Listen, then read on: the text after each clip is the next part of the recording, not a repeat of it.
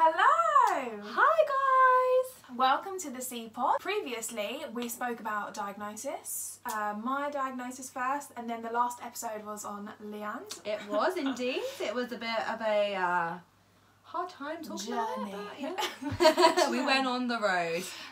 So today we're talking about symptoms. We've got an excellent guest star. Her name is Ella. She was diagnosed with acute lymphoblastic leukemia and she is so lovely and she talks to us about her symptoms. And you know what? It was actually really interesting because she had different to what we had. Like, yeah, maybe some the same, but also there was some that I didn't think were... Yeah, it's good to chat to people, chat to guests, because we have our own symptoms and other people have theirs. First we'll talk about our own symptoms. Yeah. So Leanne, we obviously covered some of this in diagnosis, but what did you have? What symptoms, what screamed leukemia, if anything? So for me, it began with just feeling a little bit tired. I then didn't eat as much. I lost a lot of weight in such a short space of time, and I don't know if that was due to me not eating or what, but that is a symptom. I've looked it up, and yeah, so I just lost my appetite, began to get more tired, and at first it was bearable almost. I could go through the day, but then as soon as, like, it just hits you like that, I can't explain it. It hit me like that and I was a different person.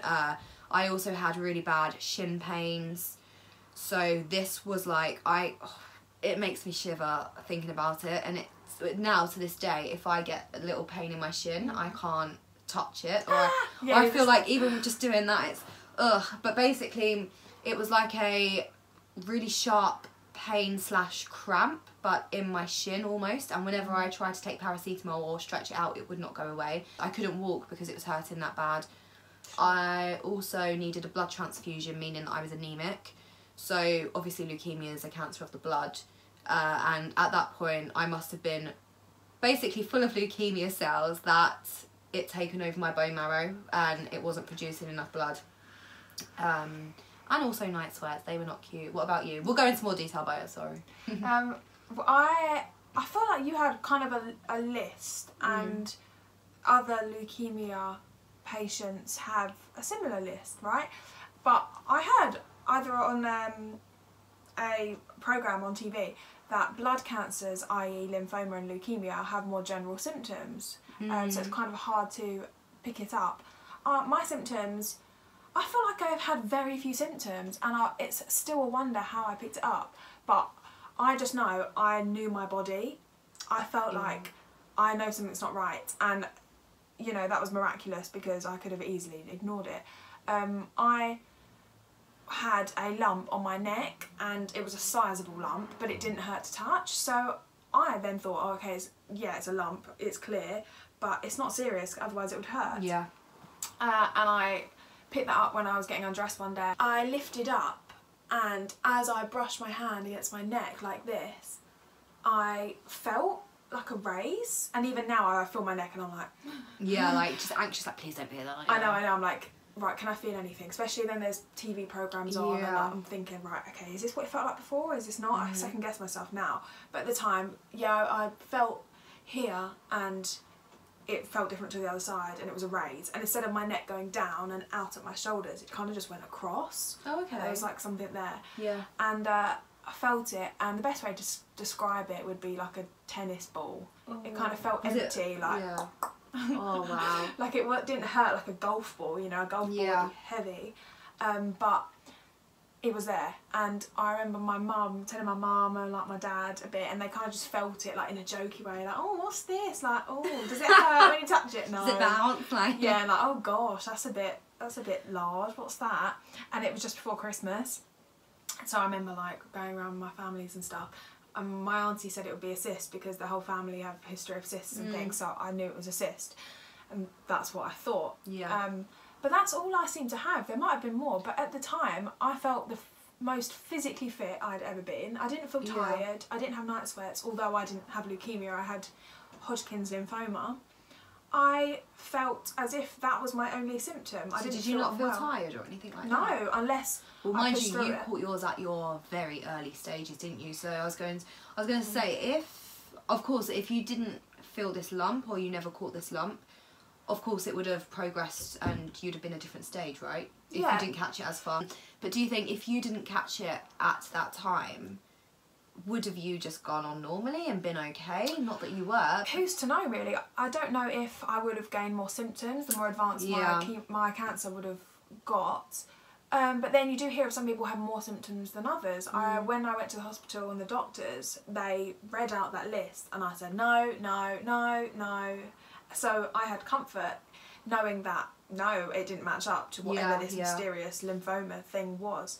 So I thought, I've got a lump, that's it. So it'll be drained, it'll be a cyst. And the thought of it being a cyst and being drained, oh my God, I couldn't do that. That was scary. Like, forget lymphoma and cancer. To me, that was massive. So obviously being diagnosed with cancer was unbelievable. I'd been expecting something far less disastrous in a sense, and that in itself would have been awful. So that seemed to be my only symptom, unless I was tired and I just didn't really listen to my body and listen to myself because I was in a routine of school and sport. But the thing is, even in that sense, everybody's tired, and I do sort of remember how tired I was back then.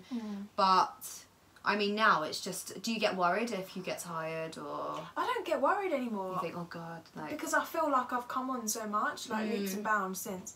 So I kind of tell myself if it happened, I'd know. But then, you know, you don't. But I personally can't live my life like that. I can't live my life second guessing. I just have to get on with it, and if it happens, it happens. But I can't think, what if it's this? What if it's that? Obviously, there might be an ounce of negativity and scepticism in your mind, but... See, I think I'm the complete opposite in a weird way, because, say for example now, I don't really think of myself, if I get tired, I do accept it that, okay, I am tired. And obviously, because of treatment, we're bound to feel more tired than others do, even though, you know, everyone's tired. But if there's days when I wake up and I feel like it's effort to get out of bed, or I feel like I can't stand up in the shower, I begin to panic and wonder, oh God, like, is this coming back? But then you just have to ignore it and think, no, if it's, you know, if you know it's going to come back, or no, not if you know, but if it is what you think you're thinking in your head, even though it's not, you know, you will soon realise, like, there'll be more symptoms. It's strange how it's different blood cancers, but it can cause similar yet so different symptoms. I think, you know, symptoms are kind of a hint as to what is happening in your body, and I always found it scary, and still do, that you actually have no idea what is going on inside. You just have to trust how you feel. So the fact that I had potentially one symptom out of a long list was kind of scary, because something was going on there whereby cancer cells were mutating and spreading, yet I had one sign. You know, I still find it scary to this day. Like, and it's quite, to be fair, that was luck. That is pure luck right there as well. Well, it's being blessed, it's having a sign. But the sooner you spot it, the easier your journey may become. And there's a strong emphasis on may. Every experience is subjective and different, but it's just making it simpler for yourself. But yeah, interestingly enough, I only had one symptom, and you had quite a long 1,000. list. Yeah, that we obviously, you can't compare really because we had different cancers, but that didn't really change our experience, would you say? Of actually having cancer. Just because you have one symptom doesn't mean, you know, your cancer is any lesser than someone else's. No, of course, no, of course not. If you know, if you may not even have a symptom, you know, regardless, as soon as you hear the word cancer, that is it. Like, you are all in this together. And that word, it's just that word, that it's unbelievable how much it has an effect on everybody that has been diagnosed with cancer. And as soon as you hear that word, you just think like, oh, am I going to die? What's going to happen? And just because you've had like 1 or 2 symptoms, or you might have had 300, I mean, everyone is going through your journey. 100%. Even if it's not the same, you're still having poison injected into you. So I've just brought up an account that I've actually been part of as the C-Pod. So we have put these information posts on our stories. So Lymphoma Out Loud, a great charity, and they have posted, which just shows the importance of this, every 27 minutes another person is diagnosed with lymphoma. And that's really scary. This is interesting because when I was diagnosed, they said that you know, one of the best cancers. And when I looked it up, there wasn't actually many teens and people diagnosed with Hodgkin's lymphoma. Oh, really? But when we look around, I feel like it's either leukemia or Hodgkin's lymphoma, I feel like. Yeah, so maybe it is more common than we think. So knowing the signs and symptoms is very important. So if you're listening, it literally takes 30 seconds. Main symptoms are swollen lymph nodes. So this was on kind of the bridge of my neck, you know, just above the collarbones. That was here, so if you're watching. And lymph nodes, if you can Google where your lymphatic system is, where the nodes are. It's here by your armpit and your groin. That's where they check. Yeah, I remember being checked there because I'm assuming they didn't know if it was lymphoma for me as well, maybe. Yeah, potentially, because lymphoma is quite common for young people, like kind of mid to late teens. And I remember when they checked my lymph nodes, I thought I had one raise. When they checked it, I actually had 12 or 15 in my neck, one large one in my chest that would have affected my breathing. I didn't have any in my groin in my lower part, and that's what made me stage 2A. Yeah. A was the symptoms that I had, so if I had different symptoms, I'd be stage 2B. And stage 2 was kind of early onset. So stage 2 was this part of my body, so my upper part of my body, my chest, and then if it spread to my abdomen, my lower body, it'd be stage 3 or 4. Yeah. Also, symptoms for lymphoma are night sweats. So you said that about leukemia. Yeah, so... So the night sweats, it is one gruesome process. So put it this way, it's as if you have just got in a shower and decided to walk back out. And that is the definition of a night sweat for me. Everyone's different, they may have had it differently. But I would wake up in the morning and it literally looked like I had come out of the shower, and when I looked down on my mattress and my bed sheets, it was just, there was a big puddle of sweat. And when I took the sheet off, it went through to the mattress as well. And at the beginning, I was thinking, okay, this isn't normal. I've never had this before. Or I think I've had night sweats before, but not that extreme.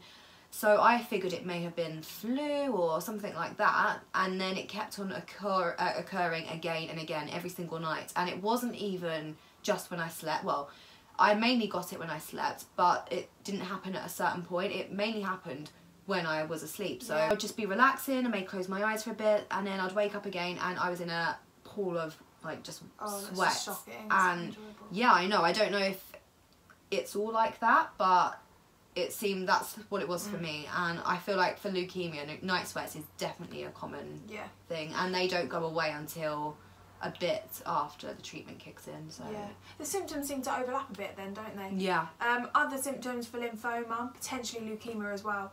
Itching. I didn't get itching. Did you? No, I didn't get any itching actually, but with leukemia, I know people who have had a rash. Oh. And it's like a different kind of rash. It's not a rash where you'd be like, oh, that's a rash. It's like a, oh, what's that on my arm? It's a rash, but that does not look good kind of thing. But the thing is, if you just had a rash alone, you'd look at it and think, this seems a bit strange. But that in itself, I wouldn't feel like is enough. No, I wouldn't either. I mean, a rash is a rash at the end of the day, isn't it? And anything can cause rashes. If you're allergic to something, even if you just itch too much, dry skin, it's just something that you would never associate with cancer at all. But teamed together with other symptoms, for sure, now you can kind of see like how obvious it might have been. Maybe. Other symptoms. Fatigue and weight loss. Yeah. So we talk about this quite a lot. These are quite common symptoms, I think. Yeah. A lot of people feel fatigued in some kind of way and then blame it on being run down. You know, it wasn't the right time, it wasn't the right place. Like you were at uni. Yeah. And I was doing my A-levels, so it's just never right, is it? No. And I mean, in the end, I got to the stage where I would go to sleep at night, wake up, and I could barely stand in the shower because I was so tired. I didn't have the energy. Then I'd go back to bed, and then I'd literally sleep the whole day, and then I'd sleep the whole night, and I just felt like I hadn't had a good night's sleep. And that, I know it's not normal, but that's how I felt. And you know, you get some people that may just feel a tiny bit tired than usual. You get some people that still can carry on with their life. Like, say for you, I think you did, didn't you? You carried on. Yeah. As I said, like I was doing my A-levels, so I was at school Monday to Friday. Yeah. Played competitive sport twice a week, going out with friends. I can't remember feeling tired at all. No. Maybe I did, but maybe then I just thought, oh, I didn't get enough sleep last night, I'm waking up early. And maybe as well, it just may have been the normal tired that you would probably feel every single day of your life. You get used to it. I'm sure there are many people out there that would have had some kind of symptoms for anything. Like, I'm sure some listeners have had symptoms even for a flu or a cold or an infection, chest infection, or even an illness of some sort. But you kind of get used to the symptoms, like the tiredness. It is alarming. You said in the previous episode about your diagnosis that your family said, look, Leanne, this isn't right. Yeah. But you, in yourself, probably got used to it a bit more than you should have. Yeah, I mean, in my mind, somewhere I knew, okay, this is a different type of illness that I've had before. I've never had this type of illness. What is going on? But I just assumed, okay, maybe I am so run down. Maybe my body's just given up with what has been happening, like, for university in the past few weeks. But yeah, no, when I look back, it was not normal. It was a different level of tiredness. It was, imagine staying up for a week if possible. It felt like I hadn't slept for that long. Yeah. I think all in all, really, this Symptoms podcast is to just say what we've experienced and what some of our guest speakers have encountered also. You know your body though, I think that's what it comes down to. Did you feel like you have a gut feeling? I had a gut feeling that something wasn't right, and I never associated it with cancer, but I had a gut feeling, okay, this has gone on for a little too long now, this isn't right, something. Face the music. Yeah, but I didn't want to, because I just felt like when I get ill usually, or before I had cancer, I just used to get better myself. You know, my immune system's never been great, but it's managed to always find its way back to... Yeah, you have a symptom, you stick through it. Yeah. You might take a few little, like, medicines or, you know, natural remedies and things, but it's always fine. Whereas this is the first time we've had symptoms and had to almost hold our hands up and say, okay, I need help. It's like you can't trust your body in that time. Because normally I used to just trust my body all the time. And at that moment, I just figured, okay, something's not right. I don't know if I can trust you at this time. But it's just... my body needs help. Yeah, you know? It can't fight it. You know, especially you said you were deteriorating so quick. You know, your body was almost screaming out for help. Yeah, I think it got to that point where I think my body... I don't know, it got to the point where my body screamed help. It honestly did, because it just collapsed like that in seconds, in a matter of days. It just went from being myself to this person who I don't know. Yeah. And... with what felt like seconds. Yeah, of course. And yeah, the way that I lost weight so quickly, it wasn't healthy. I mean, I think I lost about 1 stone in 2 weeks. And, wow. And that's a symptom, whereas I didn't have that, but my side effect was I gained... Oh yeah, me too, don't worry, I gained all that back and more. I gained 3 stone in a month. Yeah. And that is actually unbelievable. And steroids, ugh. Yeah, and also just illness, chemo, steroids. The thing is, you're not as active as what you was, so you will gain weight, and obviously steroids make you eat like... But the thing is, I didn't even eat more on steroids, but we'll cover this on side effects probably. I feel like this could start. You wait till you hear my stories. Okay, so moving on to leukemia, the symptoms. To be honest, we have covered, I would say, the main symptoms for leukemia, but I have a list on my laptop here, and one of them says you have shortness of breath, and that I can also relate to, because... For example, my university at the time was about 2-3 minutes down the road, and I would get halfway, which is probably like 1.5 minutes. I'd be walking, got halfway, and I had to sit down on the bench and rest because I felt like I had run for 20 minutes. I remember one of my friends came up to me and said, "Are you okay? Like, can you really not do this?"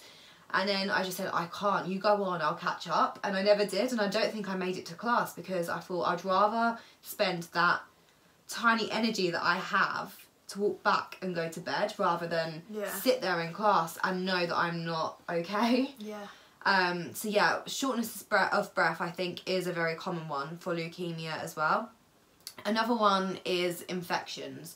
So that can, I think it's mainly like colds and coughs with leukemia. I definitely had a cold, but I had a cold anyway, and I'm one of these people that get colds anyway, so. Yeah. And another one that's on the list here that I also want to mention, because I did have this myself, was bruising. Now, this can just come up at any time, and what the doctor said to me is that if you press down on them and they don't hurt, then, you know, sometimes people do bruise easily, but mine, I had bruises all over just above my armpit, on my shoulder, and then because my legs hurt so much, one day I remember I was wearing pyjamas and I took my bottoms off and I looked at my legs and they were literally covered from the bottom of my shin upwards. It was just little patches of bruises everywhere. So what causes the bruises? Surely... So the bruises is caused through the lack of platelets in your body. So platelets are another type of blood cell. It's a white blood cell, I believe. And this is really interesting. So when I was diagnosed, I had to have blood transfusion, but I also had to have platelets as well. So if you don't have enough platelets, it means that if you burn yourself, it could blister up and become an infection. And it just means you bruise easily. So I obviously, because I was covered in leukemia, and my bone marrow was made up of it, I didn't have anything stopping me, so I would just be bruised all the time. Got it. Yeah, so it's one of those things where if you fall over and cut yourself, you will not stop bleeding. Like, yeah, platelets cause blood clots. Yeah, just to clot your blood to stop it. bleeding, Yeah. So yeah, bruising is a huge one, and I think a lot of people do come across that as well, but that was definitely one for me. But they go away in time as soon as you're given a platelet transfusion. It's interesting because with blood transfusions you have the hemoglobin, which is the red blood, and that's in the bag, and then you also have the platelet transfusion, which is a blood transfusion as well, obviously, but it's in like a liquid kind of. It reminds me of like a juice. When you have a platelet transfusion, you don't feel anything. It's just you have platelets and then you go about. Where if you have a blood transfusion, like a hemoglobin one, you wake up and, or no, you have it and then you feel like on top of the world, you feel really energetic. Yeah. But it's interesting how the two transfusions, one makes you feel amazing and the other one's just, you don't feel anything. It's interesting how the body works, isn't it? Yeah. But yeah, bruising is definitely another one. And to be honest, I know there are a few others, but it's mainly the main ones that we've covered in today's episode. Yeah, so I think we've covered symptoms quite wholeheartedly, you know, all of the main ones here and there. So now we're going to talk to our guest, Ella, who is a lovely girl who was diagnosed also in her mid to late teens with ALL, which is acute lymphoblastic leukemia. Same as me. And I think this is going to be really good to have Ella on, because even though me and her had the same illness, I know that she's experienced something that is completely different to me, and even if it's the same, we've both had completely different pain levels, experiences, so yeah. My name's Ella Kanabar. I'm from Hertfordshire, and in 2015 I got acute lymphoblastic leukemia when I just came out of school about a month ago, and had to undergo chemo for 6 months and then be on tablet chemo for a year and a bit, and now I'm in remission and taking nothing, so that's what we like to hear. How did you spot that? Like, where did it all start? Did you go to the doctors? What symptoms did you have? So it first started in the beginning of July 2015, where I was just sleeping loads and didn't really have much energy, and nothing came of it because Mum just thought, she's just came out of school, like she's just catching up on the about 18 years of sleep that she hasn't got. Yeah. And then I started to get the knee pain, and like nothing was helping it, like painkillers or anything. And that was all in like the second week of July. And then I started to get the night sweats as well. So by this point I had the night sweats, the knee pain and the tiredness. And so my mum booked a doctor's appointment because she said it's been like a week and like still nothing's happened, or like it hasn't gone away. And so she booked a doctor's appointment, went to the doctors. They done the tapping of the knee where the reflex is. Yeah. I had to have that, yeah. Like that. And they said, we'll send you for an x-ray and do some blood tests. But it just wasn't going away. And like blood tests came back and something wasn't right. And the knee pain increased. So then my mum booked me another doctor's appointment. And this doctor that saw us, you could tell, was a bit concerned with the blood tests that have came back. Mm-hmm. So then he decided to move everything quicker along. So I went to him on the Friday.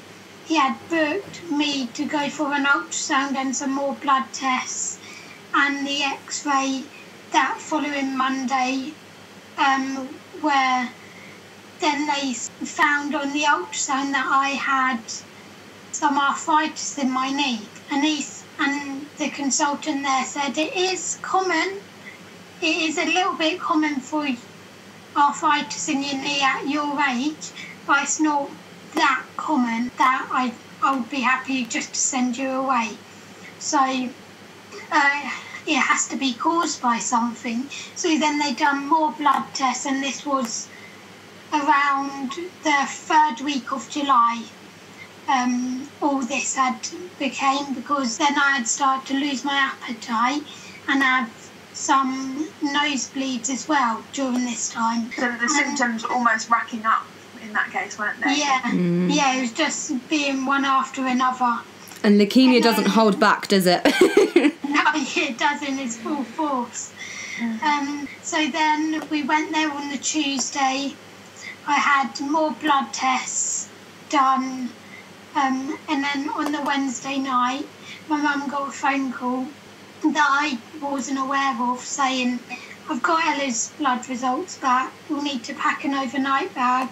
And she said, I've got a clinic in the morning at 10, but I would like to see you before then. And I think then my mum knew, like, these were the big sort of results and they had found whatever was going on. So then she called my dad up and said, this is serious, I think you need to come to this one. And then, so he got there at about 9:45, and by 10 o'clock I got the news that I have leukemia. Oh. Wow. Were you kind of put in a room with a doctor, and I had a nurse as well, and they say all of your symptoms equate to this, you know, with your blood results, your scans. Was it very much like that? Yeah, it was. So we got called into a room, and it was literally like a plain white room with a few chairs facing like the doctor's chair.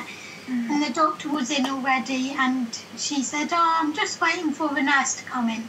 And I thought, what are we waiting for a nurse? Like, surely it's just my blood results and then I'm going to be going home. Like, so something started just to seem a bit off. And then, so the nurse came in, and somehow or another I kind of guessed what was coming, because I watched that My Sister's Keeper when she's getting the results. Oh gosh. And that's the worst thing, yeah. And the doctor said, Ella's blood results have came back, her white cell count is really low. She's got leukemia, and that was the exact same line as they had used for Kate in My Sister's Keeper. Yeah. So about a second before she said that, I thought, okay, like, I know what this is. Yeah. What was going through your mind when you were having all of these symptoms? Did you think it was anything serious, or did you just think, maybe I have the flu, it's going to get better? Yeah, what was your thought process? I just kind of thought, like, maybe all the tiredness is catching up with me, I'm just going to sleep. But then with all the symptoms, the knee pain, the loss of appetite, and then the nosebleeds and the night sweats. So that's about halfway through getting all those, I did think something's just not right. Did you connect the dots? Did you think about all the symptoms together, or did you not realise that you're experiencing this because you're thinking about this? Yeah, it was kind of like though it was just one symptom, and then I thought, and then I'll get another one. I didn't really like connect the dots sort of thing. When you say you had knee pain, can you describe, if you can, to the listeners, what that's like? Because I went through something similar. I had leg pain, and I find it so difficult to describe it because it's not a pain. It is just, it's on another level, isn't it? So yeah, what was that like for you? It was like horrible. When it first started out, I tried paracetamol with ibuprofen, just like taking them like ibuprofen, like paracetamol, and that wasn't touching it at all. It was like around my kneecap, but I want to say like underneath it, and the like I can't describe it. It was like a constant ache with discomfort, and then someone just bashing it with a hammer, like for fun. Yeah. I tried lifting it up, raising it. I tried walking on it. That was a big no. I tried hot water bottles, and nothing could help it. So do we know why that symptom is a thing? Like, what is actually causing that knee pain? Or is it a mystery? I think it's a mystery. Yeah, they just can't explain it. It's really strange. The symptoms seem so random, don't they? The night sweats, rapid weight loss for lymphoma, and like all of these things seem so random. Like you really could ignore them because they don't seem like obvious illness. Like if I had rapid weight loss, I'd think, oh, my dieting is going incredibly well. I'm not going to be thinking it's a lymphoma. So yeah. It's bizarre because I think with the leg pains and the night sweats, it's not normal because, it's on another level to an extent where you should, I don't know, but personally for me, I was experiencing crazy night sweats and really bad leg pains, but even then I still didn't think to myself, okay, I need to get myself to the hospital because this isn't normal. That's the thing. It's very bizarre how you experience it. And it's not normal. You know it's not normal, but you still choose to ignore it as well. You still choose to think, okay, it's not worth going to the hospital, sort of thing. Yeah. So, but both of you had leukemia. So, did you have the same symptoms? Like, were there any alignments, or did any of you have anything that's more rare? You know, that the other probably didn't. I mean, from what Ella was saying, I experienced the pains, the night sweats, the weight loss. I also had a very bad back, but I don't know, and I had a cold as well, but I think what was different from me and Ella is that Ella had nosebleeds. I didn't experience that at all. Yeah. So what were the nosebleeds like, actually? I'm interested to know. Well, I say a nosebleed, but it was more of every time I, what's the word, like blew my nose, it would just be these sort of like blood clots, and I'd kind of be like, oh, that's a little bit not normal. Oh my gosh. Just so we panic you even more, you know? Yeah. God, I love it. Like, wow. It's mad to think that once that was our normality, you know, just got a blood clot come out of my nose. Completely normal, in the bin it goes. Oh my god. Did you ever think to Google your symptoms? Either of you? Did you, like, any of you actually think to Google your symptoms? No, I can't say that it crossed my mind sort of thing, because I just thought, they'll go away in a couple of weeks sort of thing. I didn't really connect the dots, but my only obvious symptom was a lump in my neck. So if I'm going to Google lump, then it's going to come up with cancer, isn't it? Or anything, it's going to come up with, you've got 2 days to live. I'm not going to do that. Like, it's just too general. So for me, my symptoms were completely different. I didn't have a list of things that could connect and give something specific. Mine was just a raise, which I just thought could be anything, but it definitely wasn't going to be cancer. It's interesting, isn't it? Because, I mean, we all had blood cancers, but Beth had a lump, Where with leukemia, I know that you can get a lump for symptoms, but it's all these other like symptoms as well. But I didn't have a lump. I don't know if you did, Ella. But it's interesting how it's all different. It's so variable, and that's us just having blood cancers. Imagine the difference in prostate cancer, lung cancer, bowel cancer, lymphoma, leukemia. It's so varied. What really this kind of makes us realise is that you know your body, and if there are little things that you're thinking, oh, like that's not normal, or that's just a random blood clot, you know, as you do, then like keep note of it and probably try and connect the dots, because there is a way of knowing, isn't there? You just know sometimes. You just definitely. I think everybody knows their own body, and if something isn't right, then you know it's not right. Yeah, that's why it's so important to raise awareness in general, but also raise awareness of the symptoms, because I mean, we don't know. None of us knew what was going on in our bodies. So, I mean, it's being spoke about more, which is amazing. But, yeah, you get the codes. Do you ever think about, like, sorry to interrupt, do you ever think about, like, the time span? Because I do. It's so important to know the symptoms, because the longer you leave it, the more advanced it gets. And that's when it gets scarier, and that's when you could be dealing with a life sentence. Yeah. And I just think in my head sometimes, and there's no way of knowing now, but like, how long was that lump there? How long was it going on in my body? And how quickly does it advance? And I know, like, that is a question that a doctor can't answer because they don't know my body. But, like, if I left it another 6 months, what would have happened? What stage would I have got? And how quickly does it change from stage 1 to 2 to 3? And that just shows the importance of knowing symptoms. Oh, yeah, definitely. Because I think with acute lymphoblastic leukemia, it's, I want to say, in a way, like, easier, because the symptoms come on so rapidly that you kind of feel and know to do something. But as you were saying, with other types of, like, cancers, like with cancer that you get a lump or something, it is a question of how long has that been there? Was it there a year ago? Did it just happen within a few weeks? Was it there a few months ago? Yeah. And with things like, I always wonder things like bowel or liver cancer or pancreatic, like, these are internal organs. You really must be listening to your body and focusing on what comes out of your body to know that something's not right inside, because you don't know if there's cancer within an organ, because there's no, like, lump out or something. I know I had a tumour in my chest, and I think it was the largest one I had, and they said, like, did your breathing suffer in any way?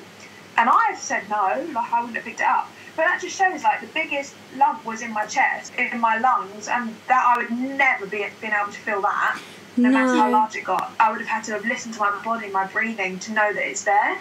Oh, yeah, definitely. I think the scary thing is, as well, is that sometimes people don't even, especially with tumours, people don't know they have cancer. They don't have symptoms, which I think's scary. Yeah, it's just knowing your body. Definitely, I think, like, not saying that everybody just needs to, like, sit still and listen to their body 24 hours, but just, like, either the daily or the weekly check-in, say, was this like how it was last week? Do I feel okay in myself?